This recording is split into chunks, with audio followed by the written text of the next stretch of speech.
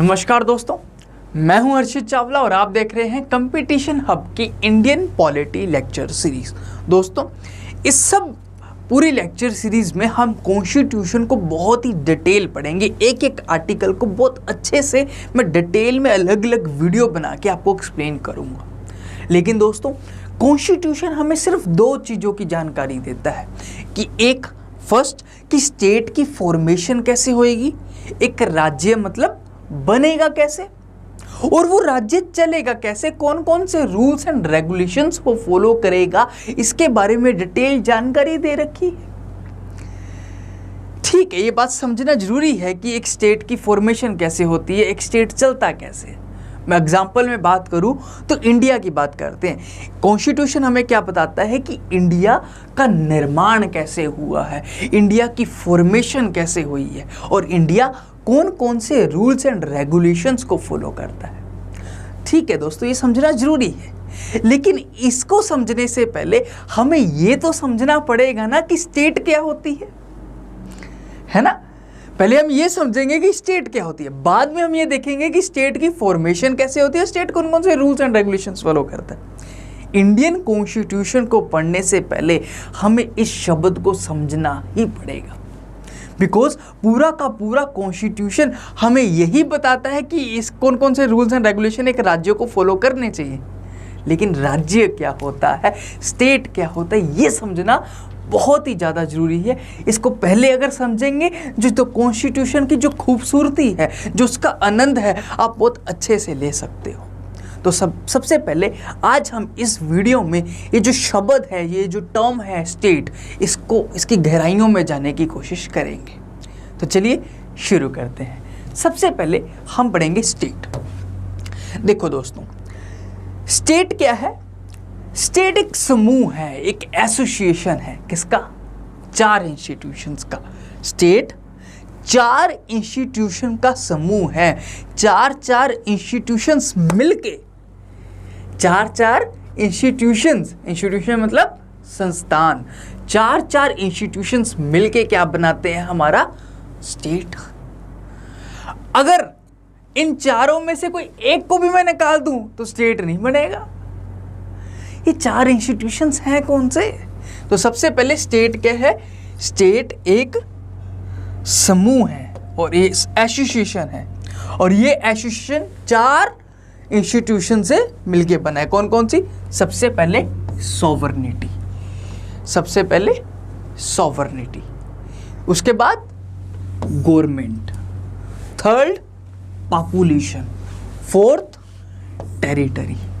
ये चार जो इंस्टीट्यूशंस हैं, एक सॉवरनिटी जिसको हम हिंदी में संप्रभुता कहते हैं, सेकंड एक है गवर्नमेंट, थर्ड पॉपुलेशन, फोर्थ है टेरिटरी। इन चार इंस्टीट्यूशंस को मिलके हमारे एक स्टेट की निर्माण होती है, एक राज्य की फॉर्मेशन होती है। स्टेट क्या है? ये चार चीजों का एसोसिएशन। कौन कौन सी? पहले सॉवरनिटी, दूसरा गवर्नमेंट, तीसरा पॉपुलेशन, फोर्थ क्या है? फोर्थ है टेरिटरी। अब ये सबसे पहले एक एक इंस्टीट्यूशन को अच्छे से समझते हैं। सबसे पहले सॉवरनिटी। जैसे मैंने बोला कि स्टेट क्या है? State is an association of people characterised by the four institution. First of all sovereignty, government, territory और पीपल। इन चार इंस्टीट्यूशंस को मिलके क्या बनता है? हमारा स्टेट। अब ये चार इंस्टीट्यूशंस है कौन कौन से, इनको डिटेल में एक बार पढ़ लेते हैं। सबसे पहले सॉवरनिटी को दोस्तों हम हिंदी में क्या बोलते हैं? संप्रभुता। अब ये सॉवरनिटी होता क्या है? देखो दोस्तों, सॉवरनिटी एक पावर है। सॉवरनिटी क्या है? एक तरह की पावर, अथॉरिटी। और ये जो पावर है ये अनडिस्प्यूटेड है और ये लीगल पावर है। ऐसे नहीं कोई भी लल्लू पंजो उठा के किसी को ये पावर दे दी गई, ना ना ना, ये एक लीगल पावर है। काहे की पावर? किस चीज की पावर? ये पावर है दोस्तों डिसीजन लेने की पावर, निर्णय लेने की पावर। जितने भी हमारे अंदरूनी इंटरनल और एक्सटर्नल अफेयर्स हैं किसी भी राज्य के, किसी भी कंट्री के अंदरूनी और बाहरले जो डिसीजंस हैं वो लेने की क्षमता को, वो लेने की पावर को हम क्या बोलते हैं? सॉवरेनिटी। फॉर एग्जाम्पल, इंडिया ने आर्टिकल नंबर 370 जम्मू कश्मीर से हटाया। क्या हमने ये अमेरिका से पूछ के किया? क्या हमने ये पाकिस्तान से पूछ के किया? नहीं, है ना। इंडिया ने ये निर्णय खुद लिया। जो इंडिया एक राज्य है उसने ये निर्णय क्या किया? खुद लिया।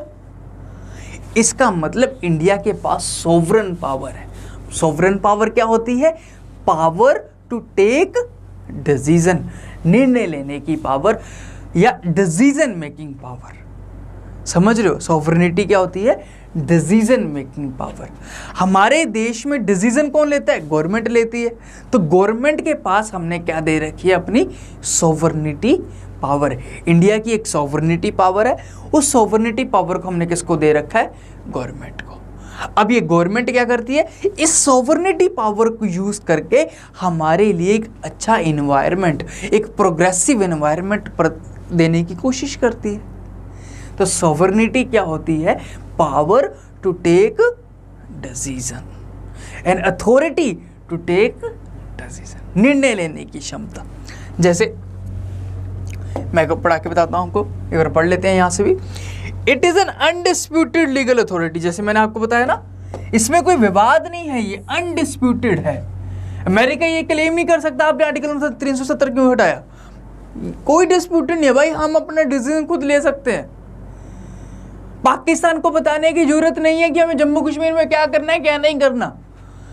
इंडिया अच्छे से जानता है, इंडिया अच्छे से समझता है। ये बात सुन लो भाई,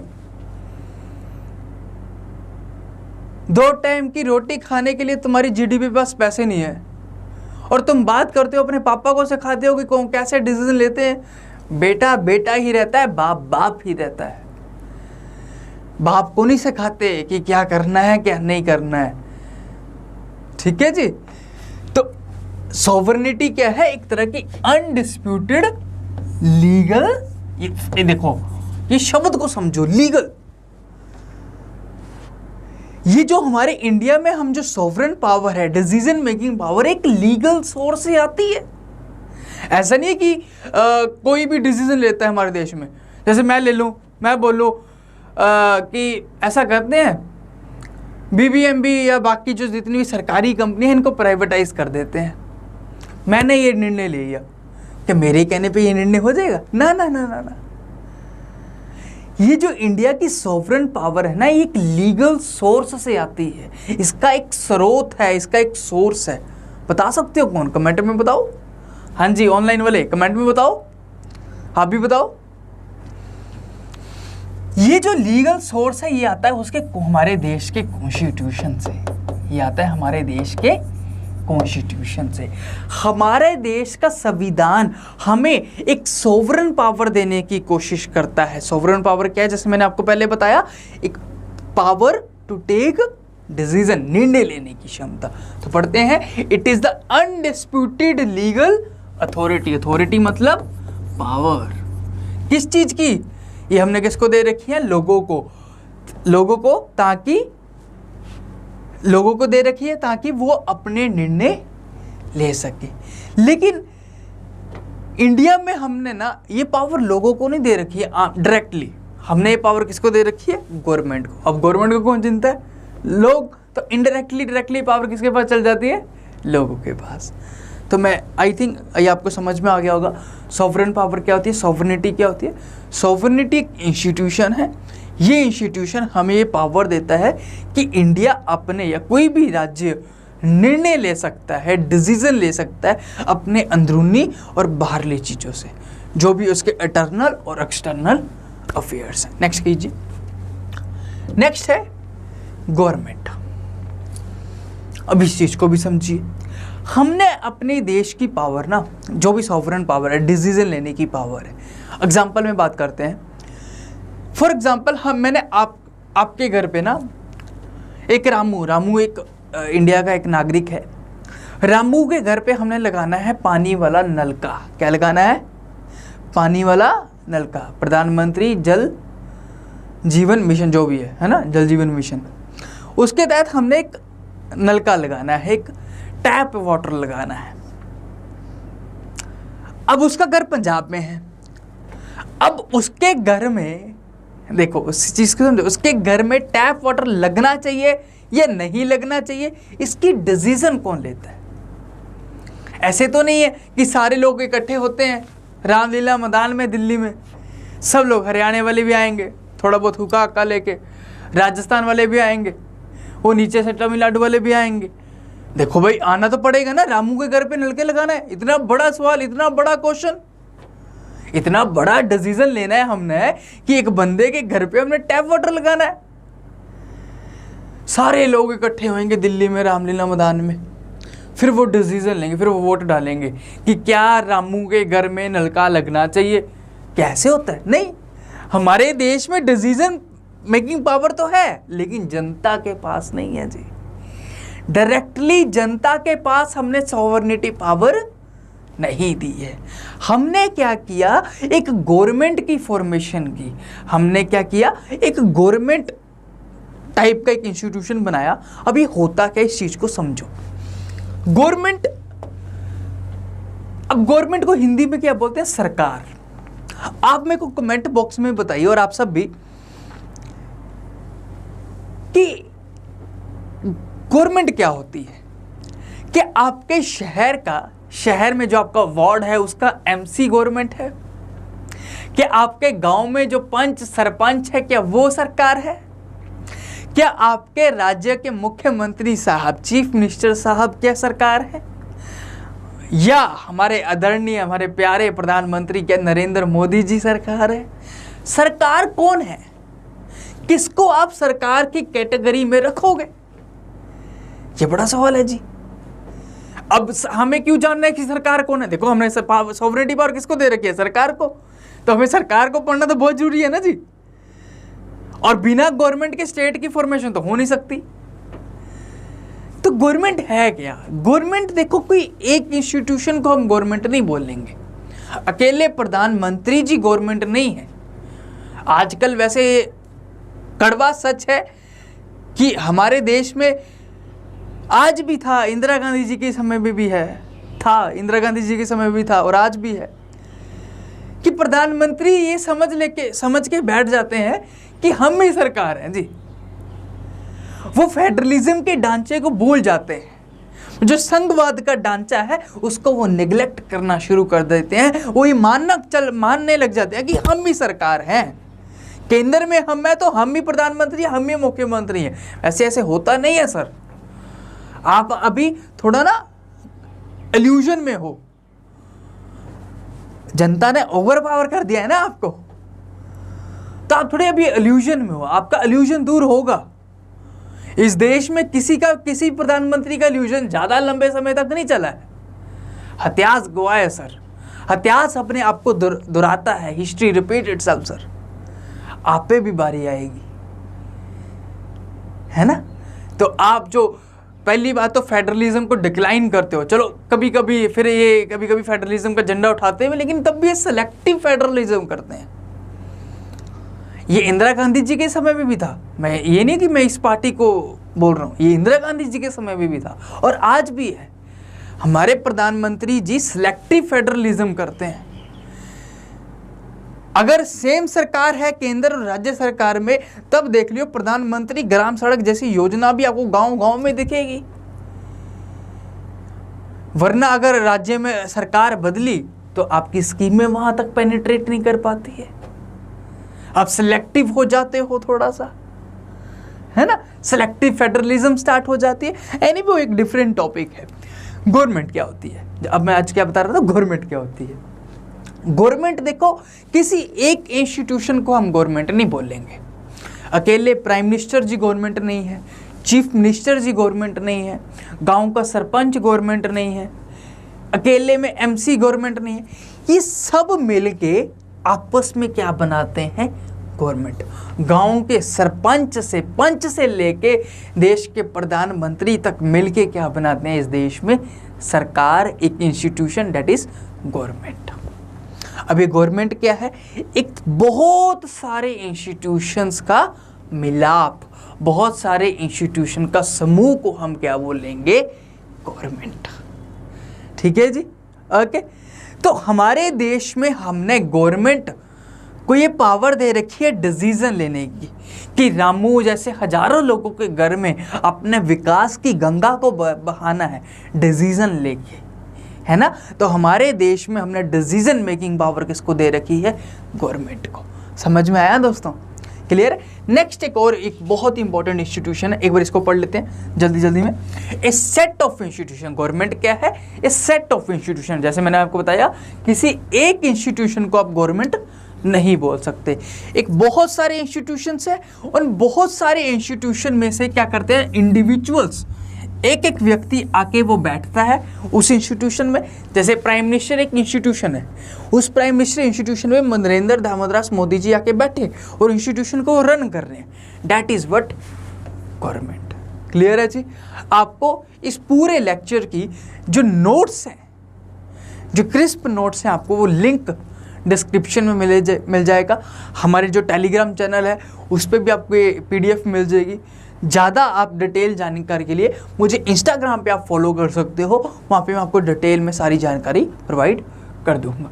ठीक है जी? एक और इंस्टीट्यूशन है देखो, तो सबसे पहले सॉवरेनिटी, सेकंड गवर्नमेंट, थर्ड भाई बहुत इंपॉर्टेंट है, थर्ड है प्यूपल। थर्ड है प्यूपल। लेकिन प्यूपल से जाने से पहले मैं आपको थोड़ा रिलेशनशिप बताता हूँ राज्य, स्टेट और गवर्नमेंट के साथ, कि स्टेट और गवर्नमेंट का क्या रिलेशनशिप होता है। एक मिनट। ओके, देखो स्टेट और गवर्नमेंट में क्या फर्क होता है। वैसे ये कड़वा सच है अगेन कि आज हमारी सरकारें इस फर्क को भूल चुकी, हमारी जो सरकारें हैं इस फर्क को भूल चुकी है स्टेट और गवर्नमेंट की। पहले मैं आपको बताता हूं कि मैं ऐसा क्यों बोल रहा हूं, कि पहले ये समझते हैं कि स्टेट और गवर्नमेंट होता क्या है। जैसे मैंने आपको बताया, इस चीज को समझना बहुत जरूरी है। देखो दोस्तों, स्टेट चार इंस्टीट्यूशन के समूह से बना है। First sovereignty, second government, third territory, fourth population. ठीक है जी? स्टेट के अंदर ये चार इंस्टीट्यूशन बसते हैं। गवर्नमेंट क्या है? गवर्नमेंट एक स्टेट का यूनिट है, एक सब पार्ट है। गवर्नमेंट स्टेट नहीं है, गवर्नमेंट तो स्टेट का एक अंग है, एक बाजू है, एक ऑर्गन है। हम ये क्लेम नहीं कर सकते कि गवर्नमेंट स्टेट है ना। इंडिया एक स्टेट है, इंडिया में इंडिया का एक अंग है गवर्नमेंट। जैसे बाकी सारे अंग है, जैसे लोग एक ऑर्गन हो गए, ऐसे एक ऑर्गन हो गए इंडिया का सरकार। सरकार ये क्लेम नहीं कर सकती कि हम इंडिया है। आपको याद होगा इंदिरा गांधी जी का एरा, अगर नहीं याद तो मैं यहाँ पे पोस्ट इंडिपेंडेंस हिस्ट्री की एक लेक्चर सीरीज आपके लिए लेके आऊँगा। उसमें इंदिरा गांधी जी के समर्थक अक्सर ये बात बोला करते थे कि India is Indira, Indira is India, कि इंडिया ही इंदिरा है और इंदिरा ही इंडिया है। तो मैडम इंदिरा गांधी जी को सुप्रीम कोर्ट ने बहुत फटकार लगाई थी कि भाई इंदिरा मैम, इंदिरा गांधी जी, प्रधानमंत्री जी, आप जस्ट तो एक स्टेट का अंग हो, आप ये मत क्लेम करो कि मैं स्टेट हूं, आप तो स्टेट का एक अंग हो। हिस्ट्री अपने आप को रिपीट करती है, लेकिन ऐसे करेगी ये बड़ा खतरनाक था। आज के दौर में भी क्या हो रहा है, हमारे आदरणीय प्रधानमंत्री जी भी क्या सोचते हैं कि मैं ही इंडिया हूं, Modi is India, India is Modi. But ऐसा नहीं है जी। स्टेट एक बड़ा है, स्टेट एक बड़ा है, गवर्नमेंट उसका अंग है। मैं ऐसा क्यों बोल रहा हूं? मैं पर्सनली, मेरी कोई दुश्मनी नहीं है मोदी सरकार से। मेरा ये मानना है, आजकल आप देखो क्या होता है, जब भी आप सरकार की पॉलिसी को कोई क्रिटिसाइज करो थोड़ा सा भी, अगर डीमोनेटाइजेशन को गलत बोल दो, अब उसमें कुछ सही था नहीं, मैं सही कैसे बोल दूं यार? उसके सिर से लेके पैर तक, उसकी टुंडी मुंडी सब डीमोनेटाइजेशन का सब गलत था, उसको हम सही कैसे बोल दे? आपने इतना हार्ड जीएसटी लगाया, उसको हम सही, मैं जीएसटी को गलत नहीं बोल रहा, मैं इतने हार्ड जीएसटी को कैसे मैं सही बोल दूं यार? आपने फार्म बिल्स हाँ, देश का सबसे बड़ा रिफॉर्म जो आप ही लेके आए थे। मैं आपकी बहुत रिस्पेक्ट करता हूँ आदरणीय मोदी जी, आपने इतना बड़ा डिसीजन लिया, ये पता होने के बावजूद भी इतना प्रोटेस्ट आपको झेलना पड़ेगा, आप फिर भी इतनी हिम्मत करके बिल लेके आए, बट आपने वापस क्यों लिए? हाँ, आप कुछ समय के लिए टाल सकते थे, आप प्रेशर में क्यों आ गए? आपने रिफॉर्म्स का पॉलिटिसाइजेशन क्यों किया? आपने जनता तक उस चीज को पहुंचाया क्यों नहीं? बात कड़वी है, कड़वी लगेगी भी। अंधभक्तों को तो अब तक तो कमेंट भर दिए होंगे, अब तक तो मेरे को पाकिस्तान भेज दिया होगा। सर, आपने फार्म बिल जैसे रिफॉर्म्स को पॉलिटिसाइजेशन किया। Not even a single press conference done by the prime minister. Why? क्या प्राइम मिनिस्टर से प्रेस कॉन्फ्रेंस नहीं कर सकते थे? सर, आपके कहने पे तो देश ने तालिबान सब कुछ किया था लॉकडाउन में, आपके कहने पे दिए जला दिए थे देश ने। आप एक बार आते, प्रेस कॉन्फ्रेंस करते, किसान लीडर्स को अपने पास बुलाते। हाँ, आपसे, आपके घर से प्रधानमंत्री हाउस से 5 किलोमीटर में वो किसान बेचारे बैठे थे हमारे इतने ठंड में। ठीक है, मैं किसानों की गलती नहीं निकालता, वो बेचारे वो इतने बिल्स को, इतने कॉम्प्लिकेट बिल को नहीं समझ पाए, और मैं किसानों की भी उतनी ही बुराई करता हूं, वो समझना भी नहीं चाहते थे। उनके अंदर भी बायस्ड एसिमिलेशन जैसी कंडीशन थी, वो भी बिल्स को समझना नहीं चाहते थे, और ना ही हमारी सरकार उनको समझाने की स्थिति में थी। प्रधानमंत्री जी, आप चेहरा हो इस देश का, और इस देश को स्ट्रक्चरल बदलाव लेके आने की बड़ी जरूरत है ना।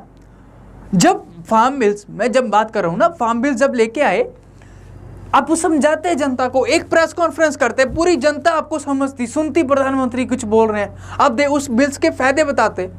अब मन की बात में बोलते हो, उसका कोई फायदा नहीं सर। मन की बात में सिर्फ अपनी मन की बात करते हो, जनता की मन की बात वो तो प्रेस कॉन्फ्रेंस में होगी ना। एक डिटेल प्रेजेंटेशन रखते पीछे, सारे सेक्रेटरी को बैठाते, जनता को फार्म बिल समझाते, आधा प्रोटेस्ट तो तभी खत्म हो जाना था। हम जैसों ने तो बिल पढ़ा है, हमें तो बहुत अच्छा बिल लगा, farm bills are the best bill. थोड़ी बहुत खामियां थी उसको पूरा कर देते, कोई दिक्कत नहीं है, इतनी बड़ी बड़ी खामियां भी नहीं थी। लेकिन जिस ढंग से आपने बिल को पास कराया, पहले तो वही बड़ा चिंताजनक है, वही बड़ा अनडेमोक्रेसी था। रिफॉर्म्स को सर धक्के से नहीं लेके आया जा सकता, रिफॉर्म्स जरूरत है इस देश की, मैं इसको डिक्लाइन नहीं कर रहा। फार्म बिल जैसे रिफॉर्म्स की हमारे देश को बड़ी ही जरूरत है, लेकिन जिस ढंग से आप रिफॉर्म लेके आए और जिस ढंग से आपको रिफॉर्म को इंप्लीमेंट करना चाहा, वो गलत था सर। फिर यूपीएससी तभी पूछती है, politicisation of reforms is a threat to democracy. सही है जी। जब जब रिफॉर्म्स का राजनीतिकरण होगा, तब तब इस देश का विकास नहीं होगा। मैं बात कर रहा था कि स्टेट और गवर्नमेंट का फर्क क्या होता है। स्टेट एक लार्जर यूनिट है, गवर्नमेंट उसका एक सब यूनिट है। लेकिन इस वक्त देश में क्या हो रहा है, अगर हम सरकार की पॉलिसी को क्रिटिसाइज करें, हमें तुरंत ही बोल दिया जाता है कि आप एंटी इंडिया हो, है ना। हमें पाकिस्तान का वीजा दे दिया जाता है फ्री में। सर, जब हम सरकार को क्रिटिसाइज करते हैं, तब हम मतलब सिर्फ सरकार को क्रिटिसाइज करते हैं, हम इंडिया को क्रिटिसाइज नहीं करते हैं। लेकिन इंडिया को, जब हम सरकार को क्रिटिसाइज करते हैं, तब इंडिया को क्रिटिसाइज करना मान लिया जाता है ये बहुत गलत है, बहुत ज्यादा गलत है। अगर सीए में कुछ लोग, सुन लीजिए फिर से, बहुत खामियां हैं आप में। सीए में कुछ लोग अगर आपकी पॉलिसी का विरोध करते हैं, तो अब उस पर सेडिशन लॉ कैसे लगा सकते हैं? सेडिशन लॉ तो एंटी इंडिया एक्टिविटी करने के लिए लगाया जाता है। ये लोग तो आपकी सीए की पॉलिसी को क्रिटिसाइज कर रहे हैं, है ना। जब सरकारों की पॉलिसी को क्रिटिसाइज करना लग गए, सरकार को क्रिटिसाइज करना लग गए और देश को क्रिटिसाइज करना लग गए, बिकॉज देश बड़ा है, सरकार छोटी है, देश का अंग है सरकार, इस चीज को समझो। हम पढ़ के बताते हैं, हमेशा पहले कहता स्टेट पहले बनेगा। देखो 1947 में क्या हुआ, देश आजाद हुआ, इंडिया की स्टेट की फॉर्मेशन हुई। अब इंडियन स्टेट में सरकार कैसे चलेगी ये तो बाद में डिसाइड किया ना हमने, बाद में हमने संविधान सभा बैठाई, हमने कहा कि पार्लियामेंट्री फॉर्म ऑफ डेमोक्रेसी होगा वगैरह वगैरह वगैरह क्या क्या होगा। लेकिन मैं कहना क्या चाहता हूँ, पहले स्टेट की फॉर्मेशन होती है, बाद में स्टेट डिसाइड करता है खुद कि हमारे देश में गवर्नमेंट की शक्ल कैसे होएगी, नेचर कैसे होएगी, स्ट्रक्चर कैसे होएगी। तो स्टेट हमेशा पहले आती है, सरकार बाद में आती है। Okay, state is prior to the government. और गवर्नमेंट मान लो जैसे श्रीलंका है, उसने एक semi presidential type of government रखी हुई है। अब वहां पे क्राइसिस चल रहा है, क्यों? उसमें से क्राइसिस का सबसे बड़ा एक कारण ये भी है कि वहां का स्ट्रक्चर ठीक नहीं है, गवर्नमेंट का स्ट्रक्चर ठीक नहीं है।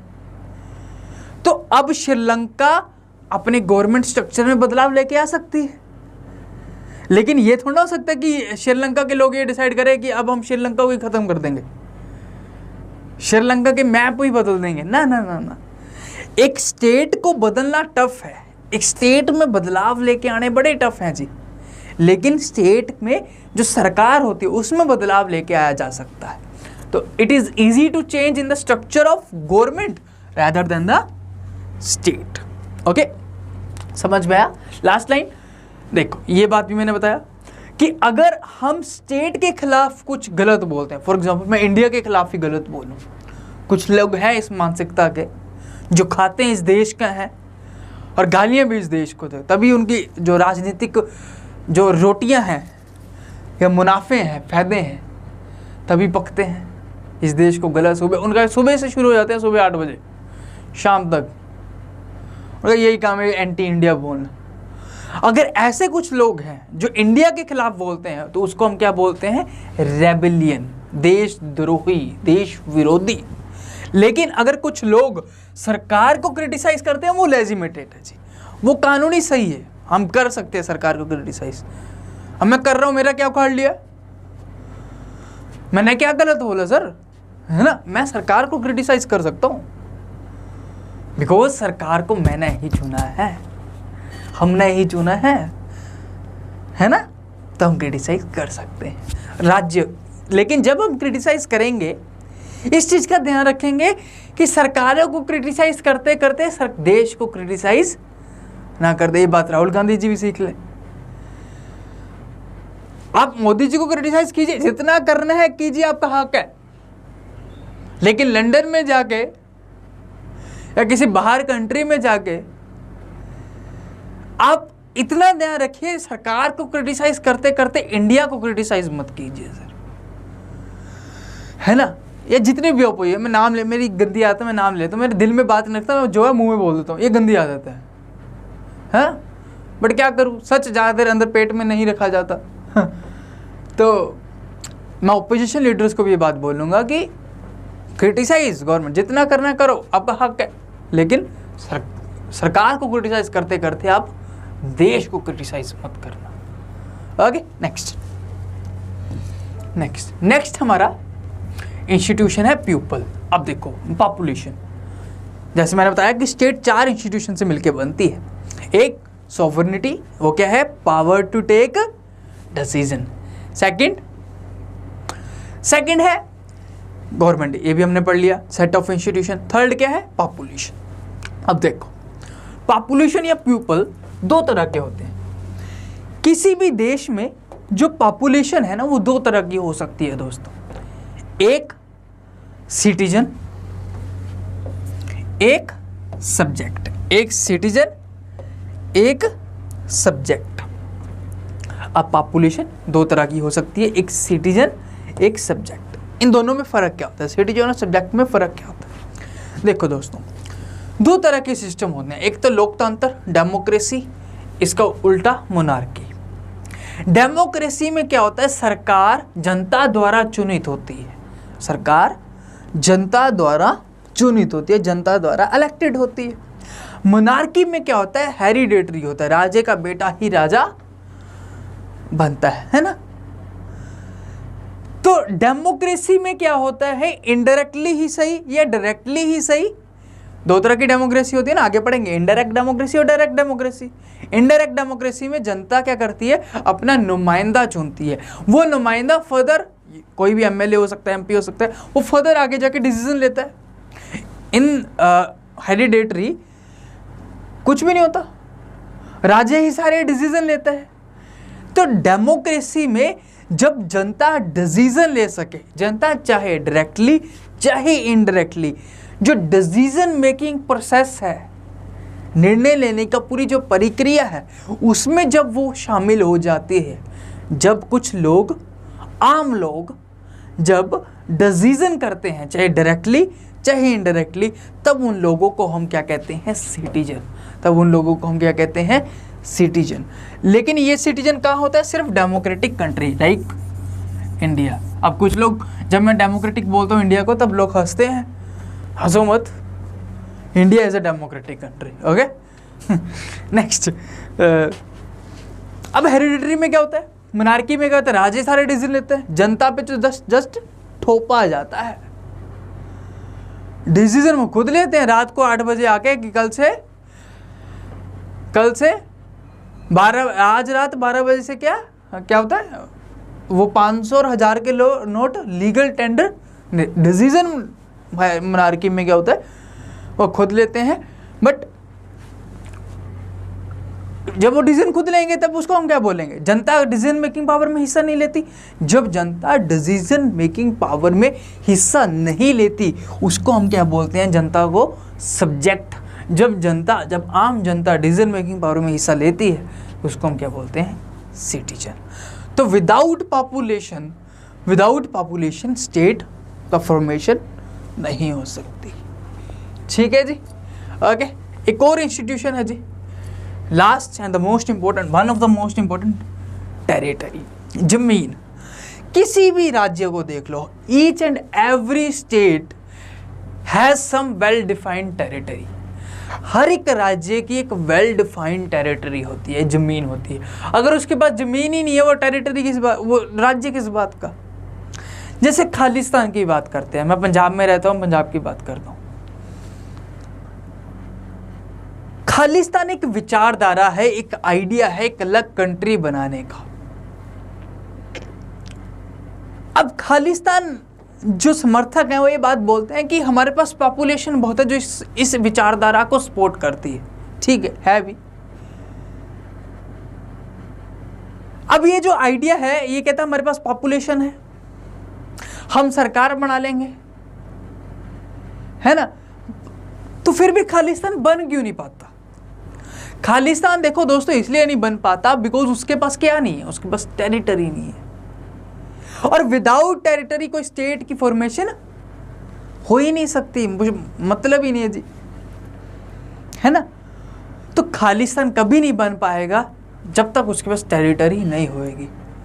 और ऐसे विचारधारा ज़्यादा देश में टिकनी भी नहीं चाहिए। मैं बात बोलता हूँ, जितना जल्दी हो सके सरकारों को ऐसी विचारधारा, ये ऐसी किसी भी विचारधारा जो इंडिया को तोड़ने की बात करते हैं, इंडिया को अलग करने की बात करते हैं, इंडिया से अलग होने की बात करते हैं, है ना। ओरिजिनल खालिस्तान की विचारधारा ये नहीं थी।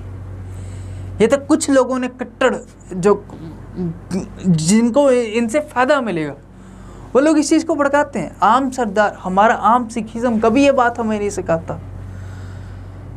पहली पातशाही गुरु नानक देव जी ने हमें कितने अच्छे संस्कार दिए, है ना। अगर हम उन पे अमल करें, है ना, हमारा देश कहाँ से कहाँ चल जाए। लेकिन कुछ लोग भटक जाते हैं, है ना। सिर्फ कुछ हैं हमारे पंजाब में, मैं पंजाब की बात कर सकता हूँ, हमारे पंजाब में सिर्फ कुछ लोग हैं। मेजोरिटी सिखिज्म इस चीज़ को कोई सपोर्ट नहीं करती। मेरे खुद सिख फ्रेंड वो ये बात बोलते हैं, कहते कोई जरूरत नहीं है इसकी, हम खुश हैं, है ना। ये सब कुछ राजनीति करना और कुछ नहीं। तो एक विदाउट टेरिटरी किसी भी स्टेट का निर्माण नहीं हो सकता। Each and every state has some well defined territory. हर एक राज्य की कुछ न कुछ डिफाइंड टेरिटरी होती है। इस टेरिटरी के बिना राज्य की फॉर्मेशन नहीं हो सकती। इनफैक्ट इस पूरे के पूरे जितने भी मैंने इंस्टीट्यूशंस कराए आपको, टेरिटरी हो गया, सिटीजन हो गया, गवर्नमेंट हो गया, सॉवरनिटी हो गया, इनमें से अगर मैं एक भी निकाल दूं, जैसे मैंने पहले भी बताया कि राज्य की फॉर्मेशन फिर होना मुश्किल है, इम्पॉसिबल है। तो समझ में आया स्टेट क्या होती है? स्टेट क्या होती है? इन 4 इंस्टीट्यूशन का, सॉवरनिटी, गवर्नमेंट, टेरिटरी और पॉपुलेशन, इन 4 इंस्टीट्यूशन के समूह को हम क्या बोलेंगे? राज्य और स्टेट। आई होप ये आपको समझ में आया होगा। एक और छोटा सा टॉपिक है, जाते जाते ये भी देख लेते हैं। स्टेट तो हमें समझ में आया। अब कुछ बच्चे स्टेट और नेशन, स्टेट और नेशन को इंटरचेंजेबली यूज करते हैं इन दोनों टर्म्स को। नहीं, स्टेट अलग है, नेशन अलग है, इस चीज को समझो। नेशन क्या होता है? जहां पे कुछ ग्रुप ऑफ लोग, ग्रुप ऑफ पीपल एक कॉमन कल्चर से बिलोंग करते हैं, एक कॉमन उनकी विचारधारा होती है, एक कॉमन धर्म होता है, एक कॉमन रिलीजन होता है, कॉमन लैंग्वेज होती है, कॉमन ज्योग्राफी होती है, कॉमन हिस्ट्री होती है ना? तो उसको हम क्या बोलेंगे? नेशन। जिस देश में कुछ के सारे ही लोग एक विचारधारा को फॉलो करें, एक धर्म को फॉलो करें, एक भाषा को फॉलो करें, उन सब का एक ही इतिहास हो, इसको हम क्या बोलेंगे? नेशन।